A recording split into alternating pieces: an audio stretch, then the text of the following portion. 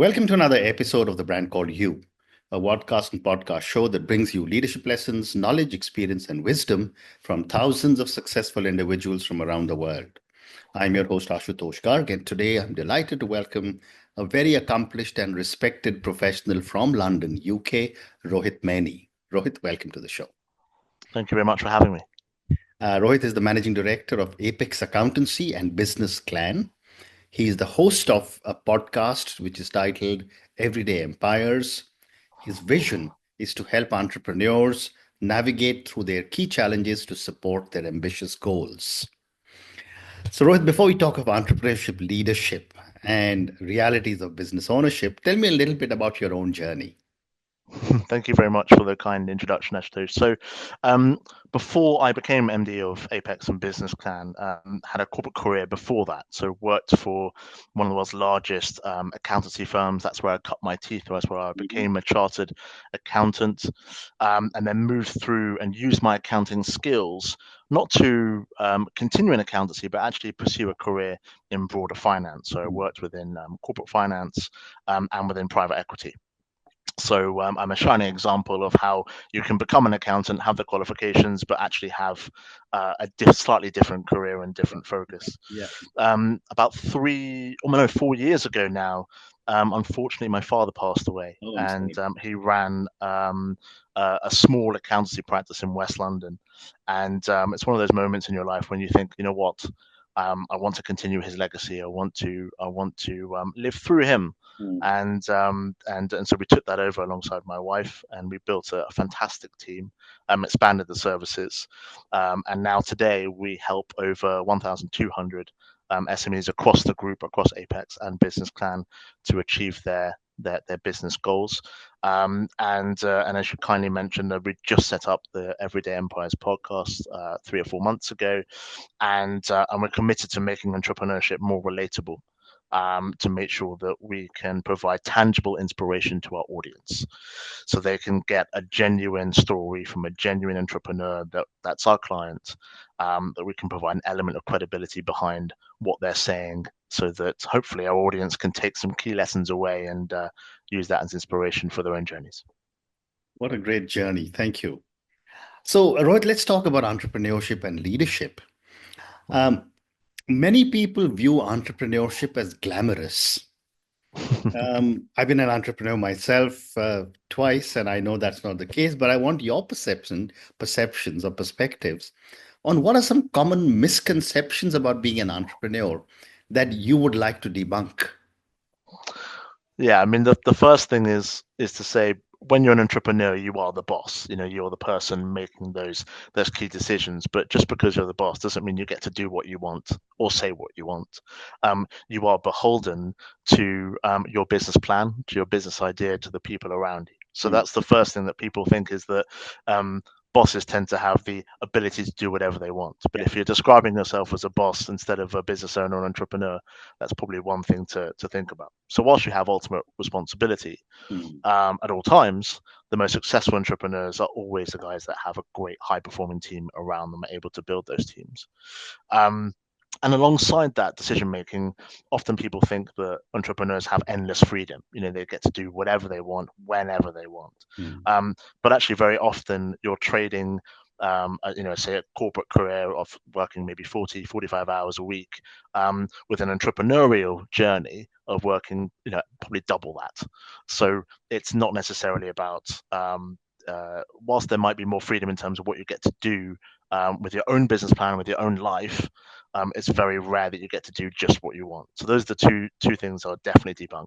Very well said. And, as someone said, which I quoted in one of my books, about the flexibility of time for an entrepreneurs, you have every right to select which 18 hours of the day you would want to work in.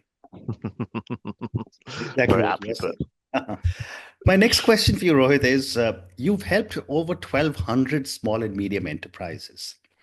What patterns have you noticed in some of the mistakes and in what makes them succeed while others struggle?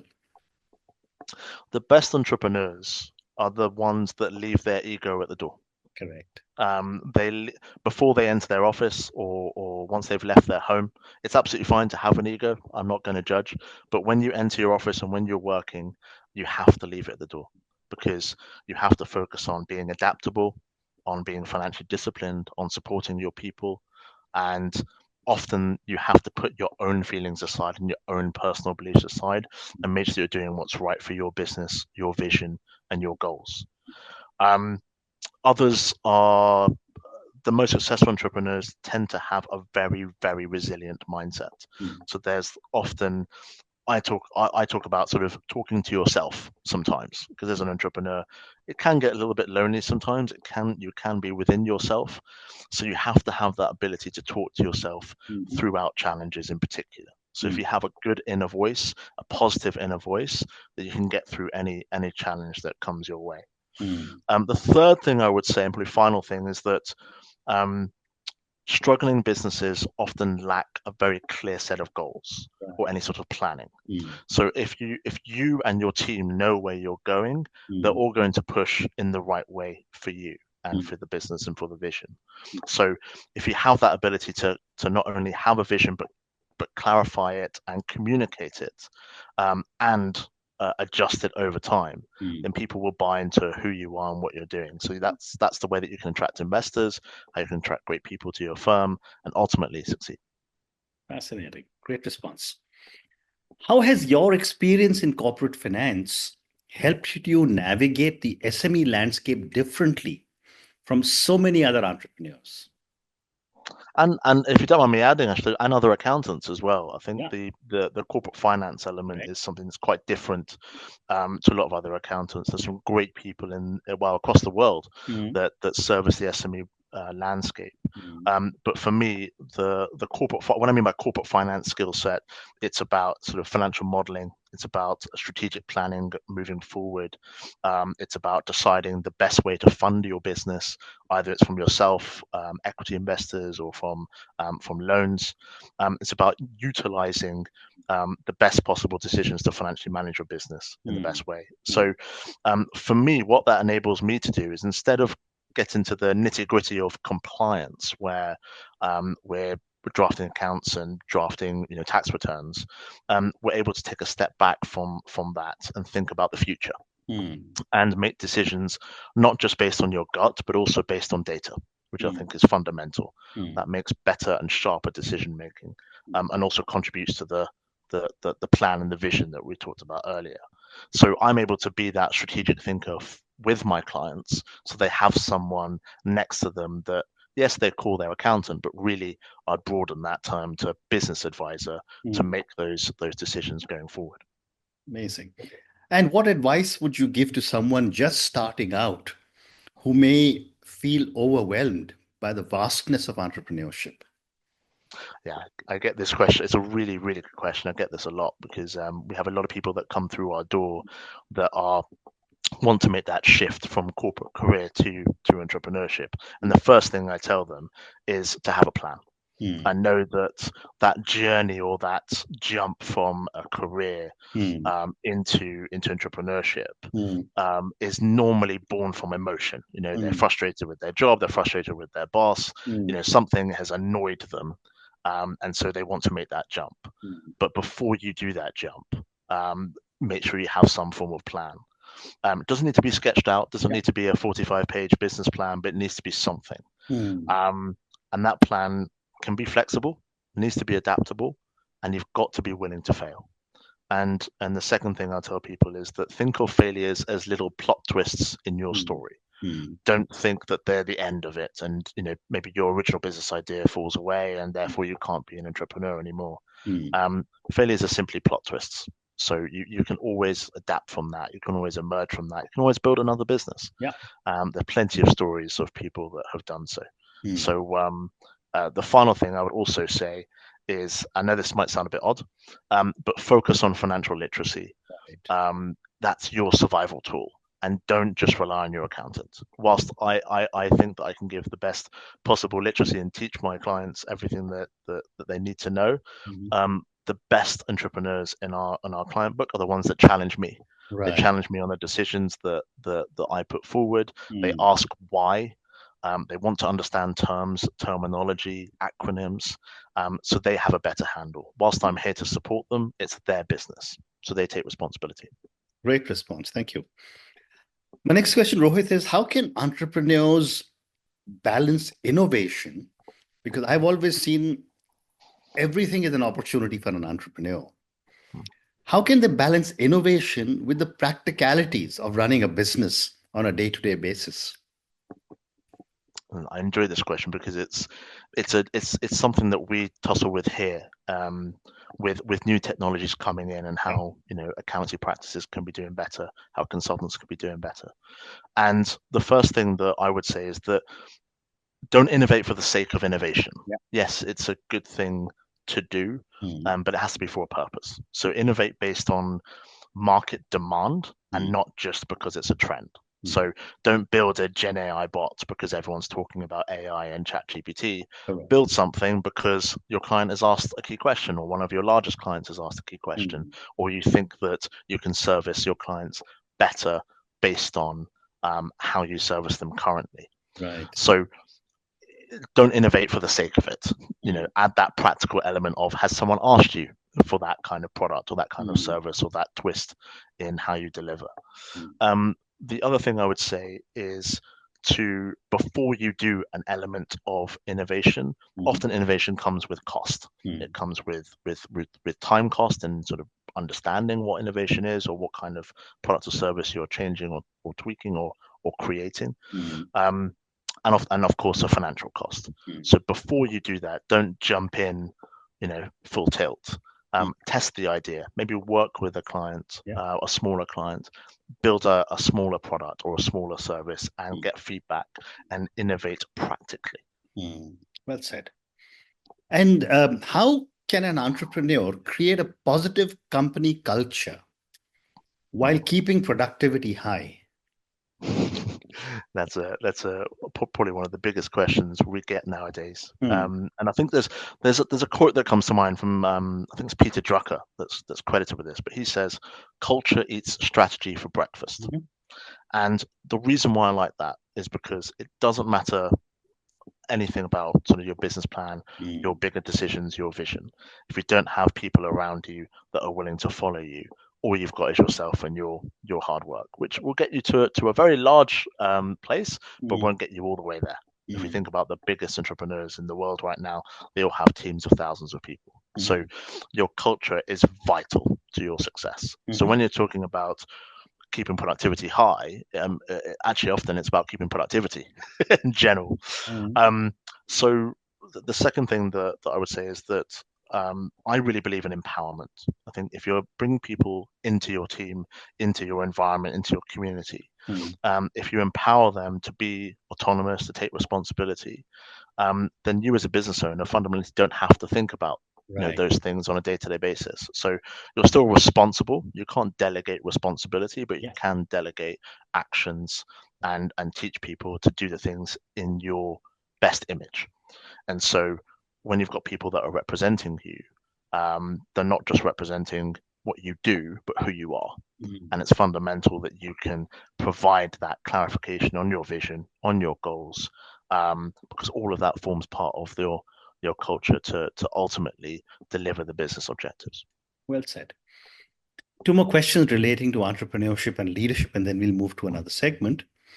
What are some key qualities, in your opinion, that every leader must possess to succeed in today's world? I think that list is probably huge. I know. The couple of things that I would bring out, because they don't get spoken about enough. The first one is kindness. I think people don't understand that it's a skill set. And in the modern world today, when we're really quick to judge on social media, if you can be kind, you can build trust, you can build loyalty, you can help rally teams around in times of challenges or crises. And often taking an understanding, empathetic view to situations puts you as a leader above everyone else. In my view, often it's a differentiator. And I see that all too often. If you're kind, you are well respected, and that attracts all the things that you want to attract as part of your business: good people, good clients, and ultimately a great business.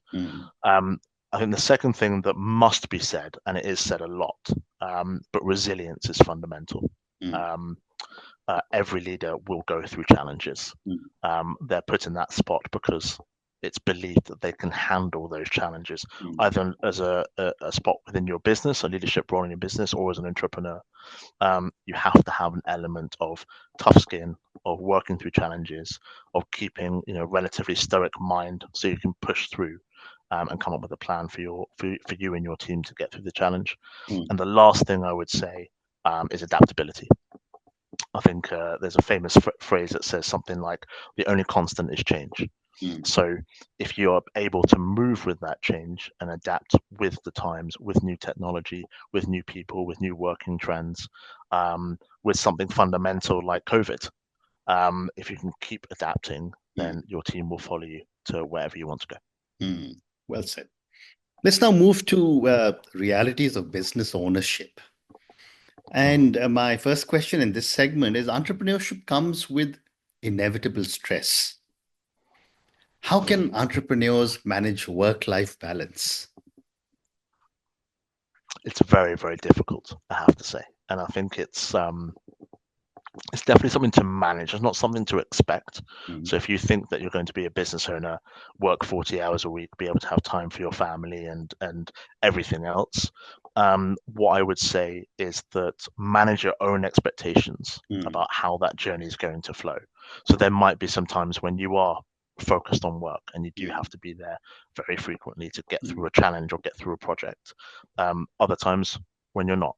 So the key thing is to set boundaries, set understandings, so that if you need to be at a certain level, and you might need to, that comes with potentially stress, then get through that period with a determinate sort of time period, with determined boundaries with your team, and determinate goals within that time period. So project completing is the example I have in mind. Very interesting. Second thing is, prioritize your tasks. So you don't to-do lists are always endless, but if you have a set of tasks, maybe 2 or 3 significant ones you have to get through every single day, that helps with the day-to-day management of stress. There will always be things that come in from everywhere, but your ability to complete your tasks, and the most important ones, and deal with other problems are the key to success for sure, and managing stress. Yeah, well said. You work with over 1,200 SMEs, and I'm sure one question you're often asked is how to manage risk. How can entrepreneurs approach risk management, especially when it comes to big business decisions? And yet we are always told that entrepreneurs tend to bet all the time. Oh, absolutely. And the first thing is, and I'm a bit biased on this point, but get an advisor. Get someone that you can bounce ideas off. Very often, when clients are sophisticated, they know what they're doing, they know how to make good key decisions, balancing risk elements. But often they're talking to themselves, or they're talking to 1 or 2 members of their team. If you can come in as a bit of a third party, an outsider, and challenge them on elements of their decision, especially as you say, the big business decisions, then your ability to support your entrepreneurs is much higher. But entrepreneurs can also take that advice more seriously, because there's no bias, there's no agenda. It's simply just pure business advice. So that's the first thing. Get a good advisor, or get a good team around you that you can trust. Right. The second thing is to frame the key points truly and objectively. So identify and assess the risks in the most objective way possible, and using data whenever you can. Hope isn't a strategy. You cannot hope that things work themselves out. Entrepreneurship, you take ultimate responsibility. So if there's something you're burying your head in the sand on, it will rear its head at some point.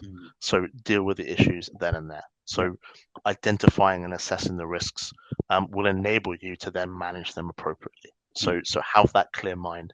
Get someone in to help you with that clear mind, and then ultimately your risks will be identified and managed appropriately. Well said.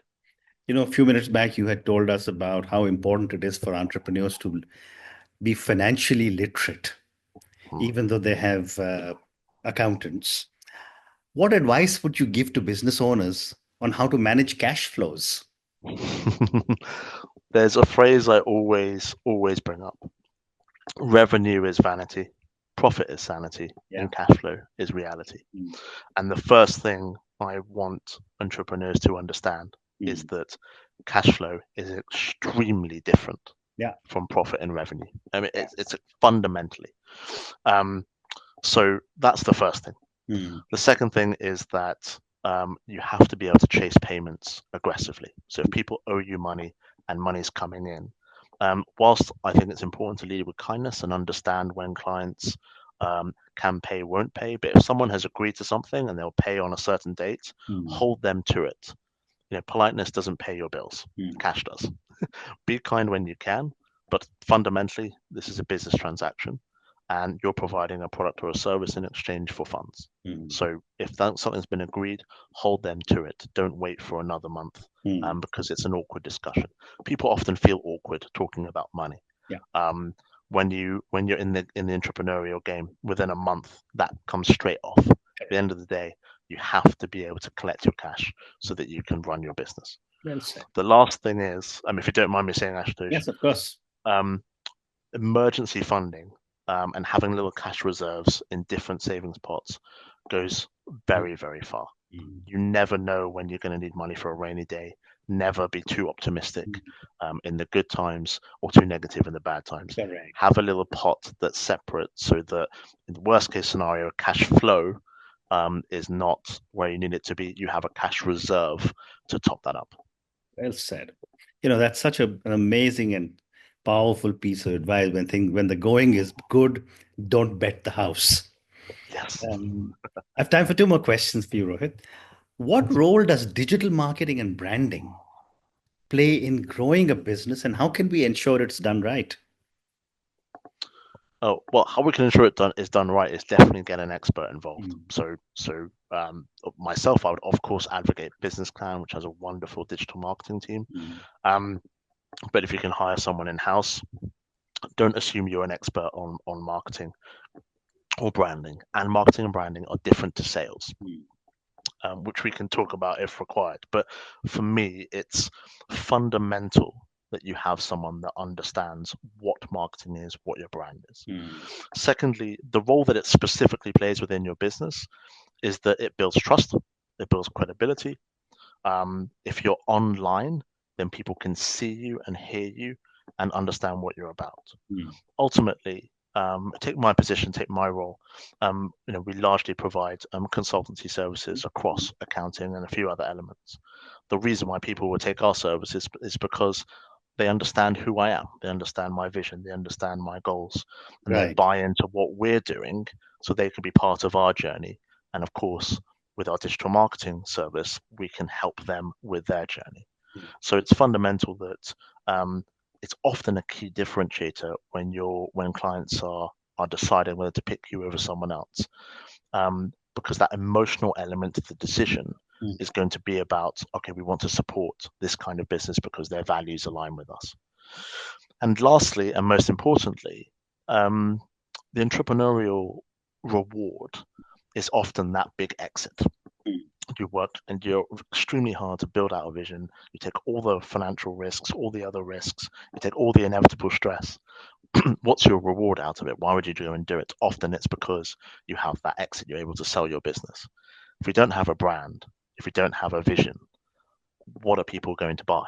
They're not going to, yes, they're buying maybe a cash flow and maybe some track record, but they will certainly prefer buying another business that has a brand, that has a logo, it stands for something, it has a reputation over a set of numbers on a spreadsheet.